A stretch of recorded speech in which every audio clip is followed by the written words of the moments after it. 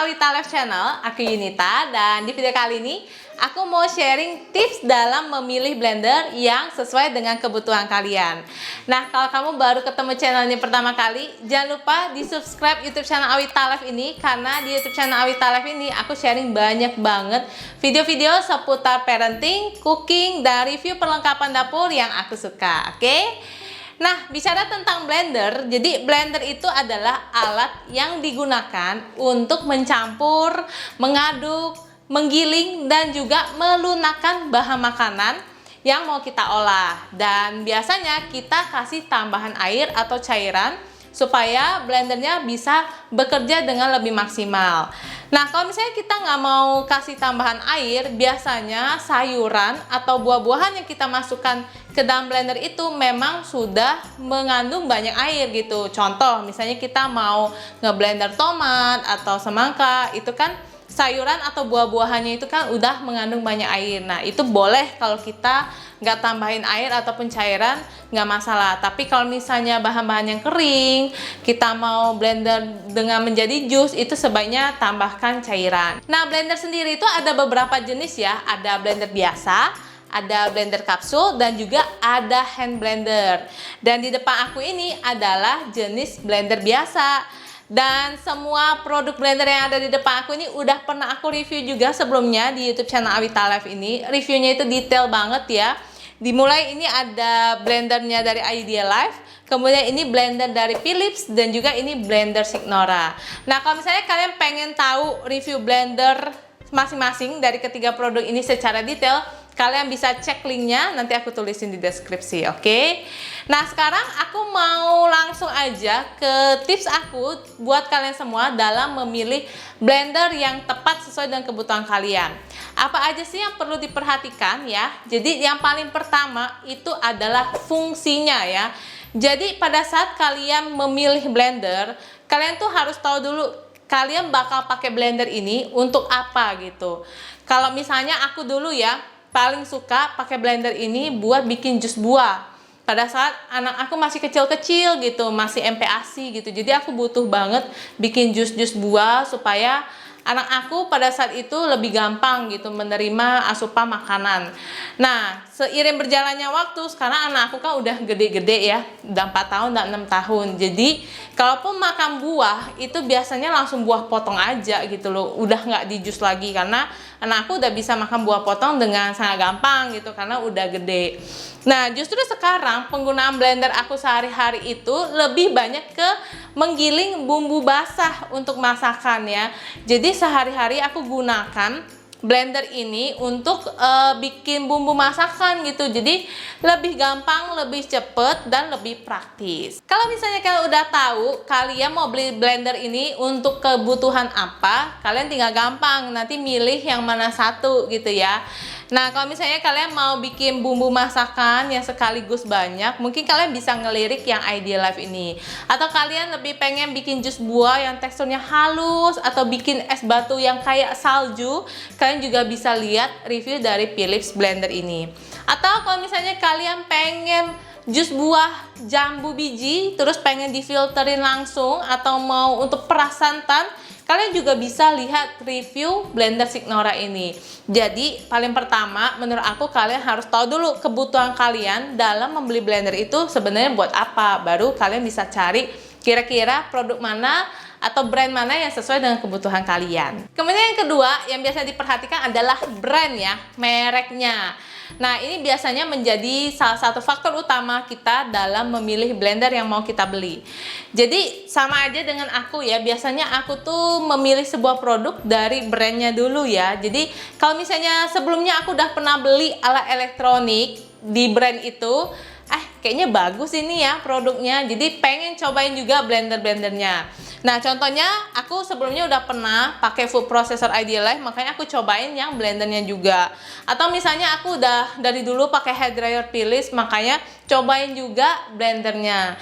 Atau misalnya untuk Signora aku suka banget sama Prestonya, makanya aku juga cobain blendernya. Jadi kadang brand itu akan sangat mempengaruhi kita dalam memilih produk yang mau kita beli gitu. Dan pastinya kalau misalnya produk yang sebelumnya udah kita pernah beli itu kualitasnya bagus, aku bisa bilang biasanya temen-temennya itu produknya kurang lebih emang bagus sih dari pengalaman aku pribadi. Yang ketiga biasanya harga ya, harga yang menentukan kita apakah mau beli blender A atau blender B. Nah kalau untuk harga, menurut aku kalian sesuaikan aja dengan budgetnya kalian. Kalau misalnya kalian budgetnya 600.000, ya udah belilah yang 600.000. Kalau misalnya budgetnya bisa sampai 1 juta, ya kalian punya lebih banyak opsi gitu untuk memilih kira-kira blender mana ya yang mau kita beli. Nah untuk harga sendiri biasanya blender yang ada di pasaran itu sih dari ratusan ribu ya, dari 500 ribuan sampai 1 jutaan itu sudah banyak sih yang bagus. Jadi kalian bisa sesuaikan aja budget kalian sesuai dengan harga blender yang mau kalian beli. Yang keempat adalah material ya. Jadi bahan pembuat blendernya ini juga sebaiknya diperhatikan. Contoh kalau untuk material tabung biasanya itu ada kaca dan juga plastik ya yang paling banyak dijual di pasaran. Nah kalau misalnya untuk tabung yang kaca ini contohnya yang Ideal Life ya. Ini kelebihannya kalau kaca dia itu nggak mudah tergores ya. Terus dia juga tahan lama dan ini paling utamanya nggak bau kalau misalnya material kaca. Cuman kekurangannya kalau kaca itu dia berat ya dan pastinya mudah pecah kalau misalnya jatuh gitu. Nah kalau misalnya yang plastik ini kelebihannya adalah dia ringan ya. Kemudian ini nggak gampang pecah pastinya karena dia banyak plastik. Cuma kekurangannya kalau plastik itu kalau misalnya makin lama kita gunakan, dia ada kemungkinan bakal tergores. Dan bekas goresannya itulah yang bisa menjebak bau makanan. Makanya kadang kalau yang blender tabung plastik itu kadang agak bau makanan ya kalau lama-lama kita gunakan kayak 1-2 tahun nanti kalau sering ngolah apa gitu aromanya bisa terjebak di dalam tabung blendernya itu. Terus kalau blender biasanya kan datang tabung besar dan tabung kecil. Nah kayak tabung kecil ini dia terbuat dari stainless steel ya. Jadi kalau stainless steel ini digunakan untuk yang bumbu masakan kalau Signora. Jadi untuk material-materialnya itu kalian sebaiknya pelajari dulu sebelum kalian beli. Jadi kalian bisa sesuaikan dengan kebutuhan kalian gitu. Nah kalau dari aku sendiri semuanya sih suka-suka aja ya, masing-masing punya kelebihan dan kekurangannya masing-masing. Jadi poin aku adalah kalian sesuaiin aja dengan kebutuhan kalian. Berikutnya adalah daya. Nah, daya ini biasanya kaitannya dengan pemakaian listrik di rumah. Cuman berdasarkan pengalaman aku menggunakan berbagai macam barang elektronik di rumah, dari yang watt kecil sampai watt gede, itu sebenarnya even wattnya itu gede banget, pemakaian listriknya juga nggak mahal-mahal banget sih. Kayak misalnya ya Presto kayak 1200 watt gitu. Kalau dipakai masak 1 jam ya paling kurang lebih nggak nyampe 1000 sih untuk pemakaiannya ya. Paling berapa ratus perak gitu loh. Nah apalagi kalau blender ya biasanya wattnya ya pastinya lebih kecil. Kayak misalnya yang Philips ini wattnya ini cuma 350. Kemudian yang Ideal Life ini cuma 400 watt. Dan yang Signora ini cuma 450 watt. Jadi ya bedanya tipis aja dan aku jamin pemakaian listriknya nggak gitu mahal karena pada saat kita menggunakan blender juga prosesnya juga nggak lama kan ya, biasanya udah cepet banget selesainya. Jadi nggak usah worry dengan daya karena dari pengalaman aku pribadi itu nggak mahal-mahal banget kok pemakaian listriknya. Berikutnya adalah kapasitas. Jadi kalau misalnya kita sekali proses pengennya banyak kan, carilah tabung blender yang kapasitasnya besar. Tapi kalau misalnya kalian tinggal sendirian, masih single, terus paling daily life-nya cuma bikin jus buat diri sendiri ya, carilah kapasitas yang lebih kecil gitu, sesuaikan dengan kebutuhan kalian.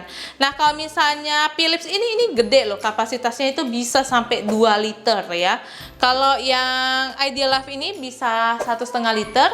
Dan kalau yang Signora ini kapasitasnya untuk 800 ml. Jadi kalian bisa sesuaikan dengan kebutuhan kalian, apakah kalian yang keluarga besar atau masih sendirian gitu. Sesuaikan aja. Nah yang terakhir adalah desainnya ya. Jadi kadang orang memilih blender itu juga melihat dari desainnya. Nah kalau aku sendiri, aku sebenarnya nggak gitu concern sih soal desain ya. Kalau aku paling pertama itu fungsinya, terus ketahanannya. Jadi itu yang membuat aku memilih satu blender untuk dibeli atau enggak. Nah kalau misalnya kalian orang yang memperhatikan desain, kalian bisa lihat-lihat juga modelnya apakah sesuai dengan selera kalian gitu. Dan dari desainnya ini kalian juga bisa melihat apakah blendernya itu mudah dibersihkan. Dan menurut aku itu poin penting ya, kalau misalnya blendernya mudah dibersihkan itu kita enak banget nyucinya, terus cucinya itu bisa bersih banget.